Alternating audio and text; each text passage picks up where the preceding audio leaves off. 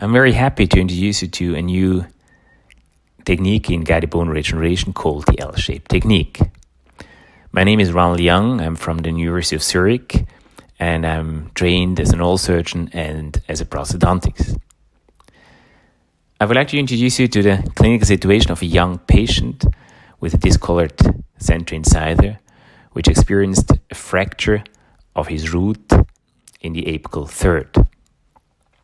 The X-ray clearly reveals this horizontal fracture with periapical lesions in these areas.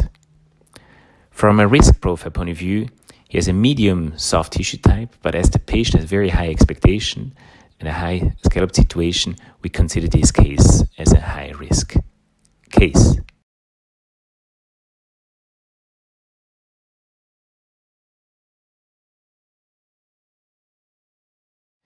In order to show you the approach, this is another case with a very similar clinical situation and the same clinical approach. In order to access to the area of regeneration, we're going to do two sulcular incision at the neighboring teeth with a microblade and a very palatally positioned crestal incision. In order to be able to do a GBR procedure on the buccal aspect, it is mandatory to have a vertical releasing incision. It is only necessary to have one vertical releasing incision, which is going to be placed at the distal aspect, starting from the sulcus perpendicularly, and then to complete the vertical releasing incision by coming from the apical part towards the coronal part, touching then the initial incision in this area. With this approach, we are able to have an ideal visibility of the area where the implant needs to be placed. As a first step, the implant position is going to be defined by using a round drill and checking its position. Then it follows by using the twist drills in order to prepare the osteotomy for the implant. Then, after this drilling process, we always check the implant position by having a direction indicator to see whether we are correct from a mesodistal point of view, from a vertical point of view, and a buccal point of view. The aim is to place an implant in such a position that we stay away as far as possible from the buccal aspect and being able to deliver a screw-retained reconstruction. After completing the osteotomy, the implant is going to be inserted according to the correct prosthetic position.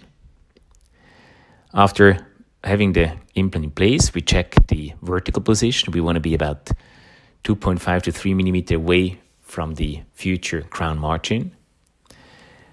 And after the implant has been placed, we can see that we have a dehiscence defect. Now we need to regenerate this defect. And as a first step, we're preparing the site by drilling holes in the apical part, more than 2, which are the ones which take up then the pins to stabilize the bigub membrane, which is going to be shaped according to the defect dimensions. Now we can see here the resorbable pins made of polylactide, which are going to be placed in the holes in the apical part. In order to facilitate this process, we do multiple holes, that it is easier to find than the pins. You can see here with the pin holder and the slide hammer, we can get the pins into the position. And this procedure is of utmost importance in order to stabilize the membrane, but also the graft material later on. In order to cover the exposed implant, we're going to place autogenous bone either with or without the BIOS granules. And this is then kind of the bone regeneration part. But now, in order to further go one step in the aesthetic area, to do a bone contouring, we're using the BIOS collagen and shape it according to an L.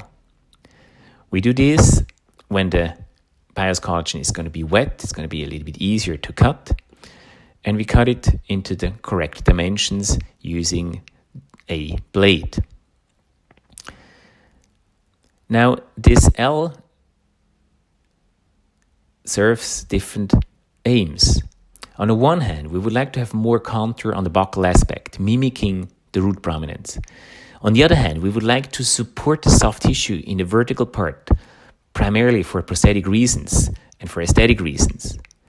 So it is not meant that everything is going to be turned into bone. It is meant that the buccal part turns into bone and the coronal part on top of the implant is primarily there to support the soft tissues. With some granules around, you can smoothen the margins. And as the membrane is tacked, you can now just put it underneath the palatal flap and you have a very stable augmented area. You can also nicely see the amount of stability we achieve with this technique.